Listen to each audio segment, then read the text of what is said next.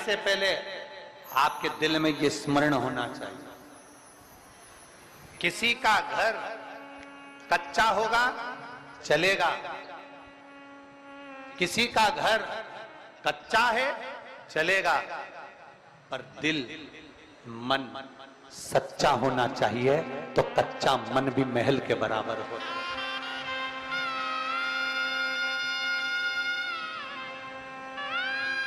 घर कच्चा है ना, चल जाए, मकान कच्चा है चले, बहुत बड़ा महल बना दिया, बहुत बड़ा घर बना दिया, बहुत बड़ी अटारी बना दी, और मालूम पड़े बेटा बहू अपने कमरे में, छोटा बेटा अपने कमरे में, बड़ा बेटा अपने कमरे में, बड़ी बहू अपने कमरे में, छोटी बहू अपने कमरे में, सास ससुर नीचे हॉल में अपने कमरे में, 4 मेहमान घर में आ जाएं। बड़ी बहू के मेहमान आते हैं तो बड़ी बहू ज्यादा काम करती है, छोटी बहू के मेहमान आते हैं तो छोटी बहू ज्यादा काम करती है, सास के मेहमान आते हैं तो सास ज्यादा काम करती है। जरा विचार करिए, महल बड़ा होने से, अटारी बड़ी होने से कुछ नहीं होता। शिव पुराण कहती है, घर अगर कच्चा भी है और मन अगर सच्चा है तो मेरे शंकर को आने में देरी नहीं लगेगी, मेरे शिव को आने में देरी नहीं लगेगी, मेरे शंकर को प्राप्त करने में देरी नहीं लगेगी। अभी श्रावण में एक होड़ लगती है, श्रावण के महीने में एक होड़ लगती है, श्रावण के महीने में एक होड़ लगती है। मैं 1000 बेलपत्र शंकर भगवान को चढ़ाऊंगी। अभी आप भी सुनते होगे, बोलो तो सही जरा, विधि सवाल हो, बोलो सुनते हो कि नहीं सुनते? अरे बोलो तो जमके, सुनते हो? कोई कहेगा 1.25 लाख बेलपत्र चढ़ाऊंगी, 1000 बेलपत्र चढ़ाऊंगी, 108 बेलपत्र चढ़ाऊंगी, 500 बेलपत्र शंकर जी को चढ़ाऊंगी। शिव महापुराण में ये कहीं पर नहीं लिखा कि आप शंकर भगवान को 1.25 लाख बेलपत्र चढ़ाओ कि 50,000 चढ़ाओ। शिव महापुराण में इतना जरूर लिखा है कि अगर आपने अपनी जिंदगी में एक बेलपत्री का पेड़ लगाया है तो एक बेलपत्र चढ़ाने के तुम अधिकारी हो।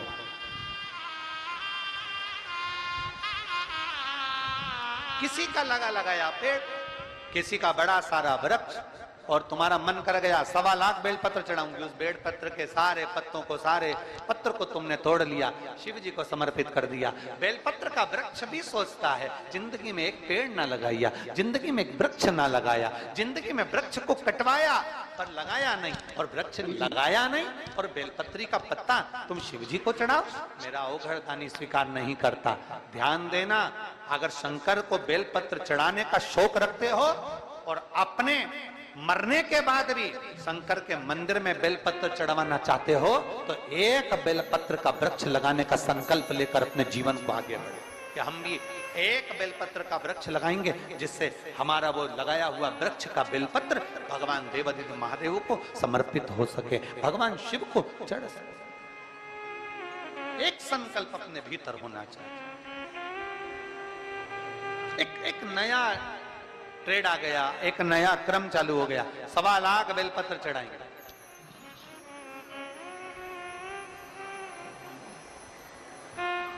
कहां से लेकर आए?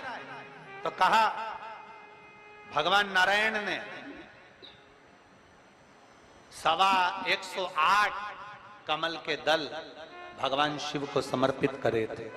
108 कमल के पुष्प भगवान नारायण ने समर्पित करे थे, तो हमने वहीं से ये नियम ले लिया कि 108 बेलपत्र, 108 पुष्प हम भगवान को देंगे। शिव महापुराण की कथा कहती है, जरा नारायण भगवान की कथा को तो उठाओ, पहले भगवान के विष्णु पुराण का स्मरण करो। स्वयं माता लक्ष्मी जी से भगवान नारायण कहते हैं, लक्ष्मी आज मैं एक सावन के महीने में संकल्प ले रहा हूं कि 108 कमल के पुष्प शंकर भगवान को दूंगा। तो लक्ष्मी जी ने पूछा, नाथ 108 कमल के दल रोज कहां से आएंगे?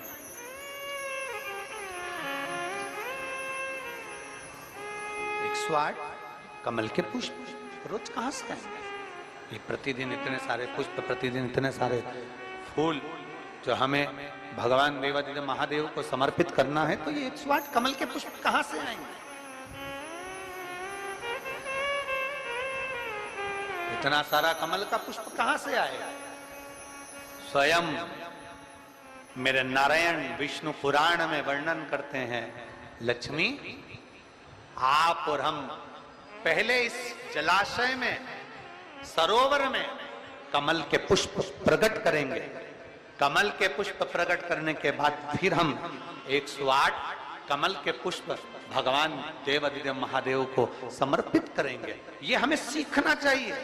शंकर भगवान को चढ़ाने के लिए कमल का पुष्प जब भगवान विष्णु तोड़ते हैं और भगवान शंकर को समर्पित करते हैं, उससे पहले मेरे नारायण कमल के पुष्प को पहले जल में रोपित कर कर उसका विकास करते हैं, उसमें कमल का पुष्प को पैदा करते हैं, जन्म देते हैं और फिर उस कमल के पुष्प को शंकर जी को चढ़ाते हैं। ये हमारे भीतर होना चाहिए।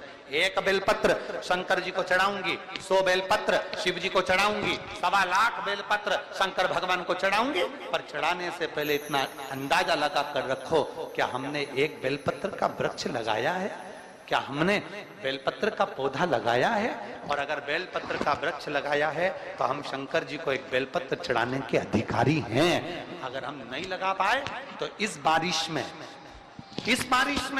हमें संकल्प लेना चाहिए कि हम बेलपत्री का पौधा लगाएंगे और एक वृक्ष को तैयार करेंगे जिससे एक बेलपत्र शिव को समर्पित हो।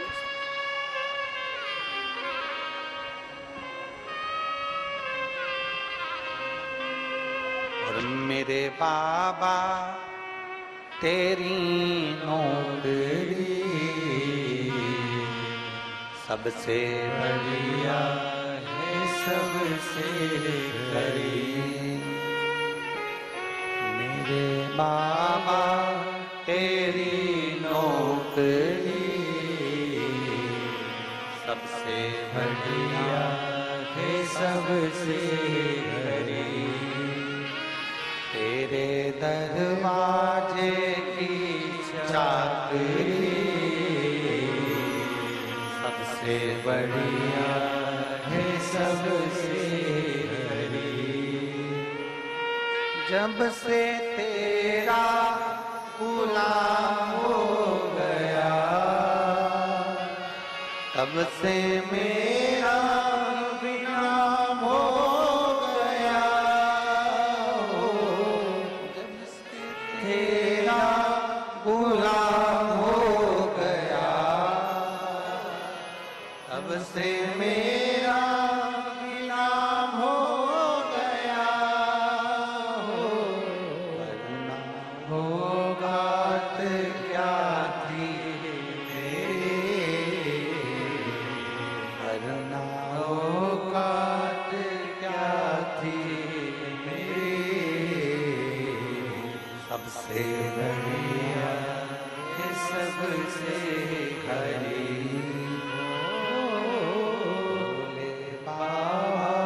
तेरी नौकरी सबसे बढ़िया है, सबसे हरी। ब्रह्म जीना है तो प्रेम में जिंदगी को जियो। ब्रह्म में अगर जिंदगी को जियोगे तो एक दिन भटक जाओगे।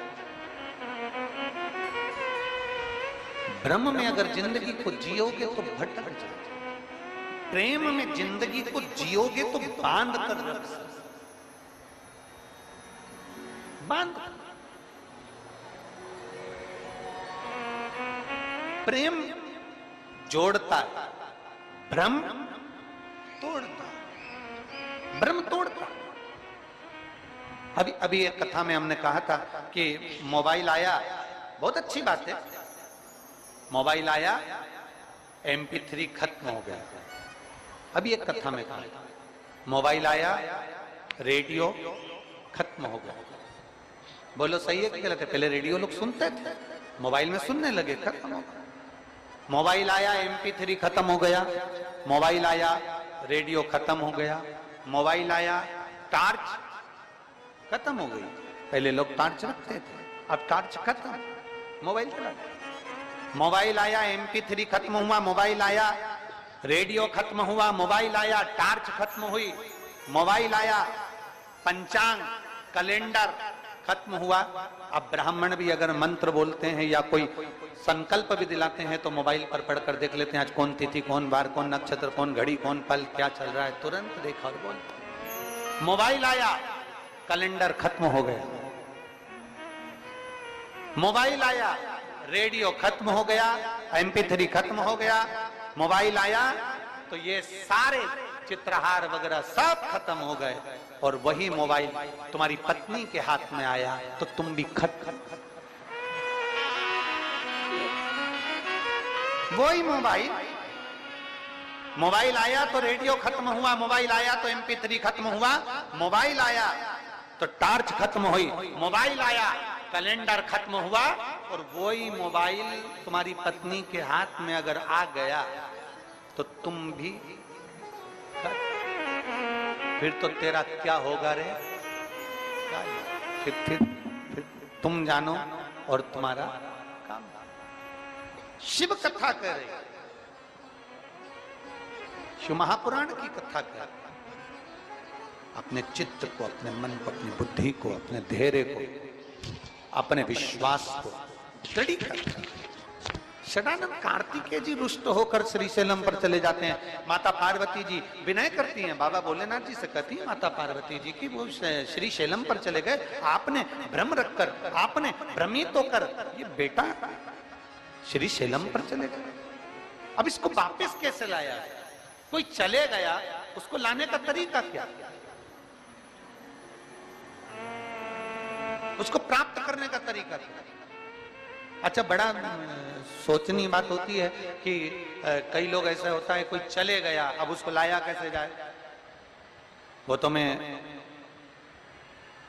मां सरस्वती मानस मंडल विदिशा, माननीय आचार्य श्री रवि कृष्ण शास्त्री जी और इनके साथ के पूरे यजमान परिवारों को सबको साधुवाद देता हूं। मैं विधायक महोदय को भी साधुवाद देता हूं, यहाँ के नगर पालिका अध्यक्ष को भी साधुवाद देता हूं, यहाँ के प्रशासन को भी साधुवाद देता हूं कि यहाँ माइक पे नाम नहीं लिया गया कि तुम आओ माला चढ़ाओ, तुम आओ माला चढ़ाओ, तुम आओ माला पहनाओ, तुम आओ माला पहनाओ।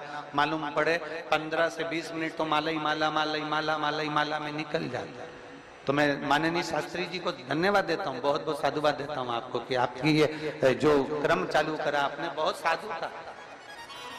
हम 18 साल पहले की बताएं, आपके पास में माननीय पंडित जी बैठे हैं तो उनके स्मरण में होगा, एक बार हम नर्मदा तट पे कथा करने गए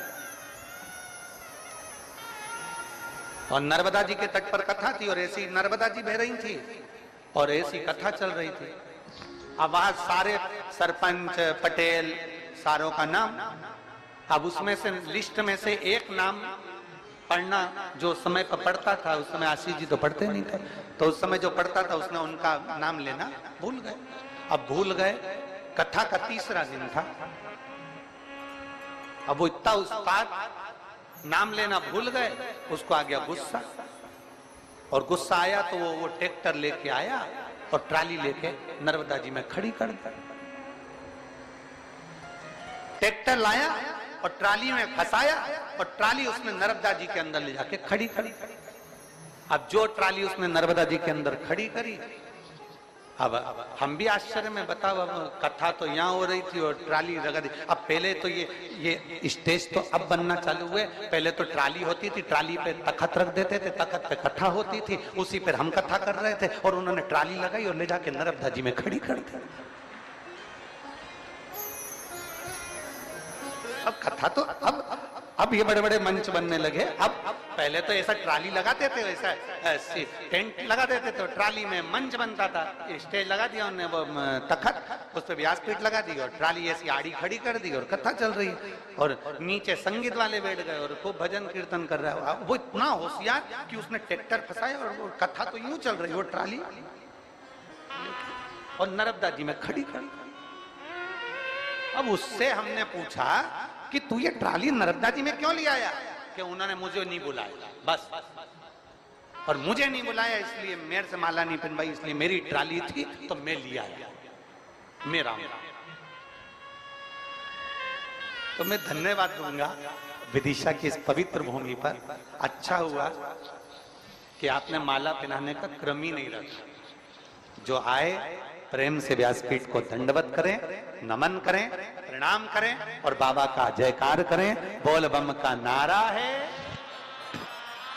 सारी समस्या का हल। एक लोटा जल का प्रतिबिंब हमने आज देखा।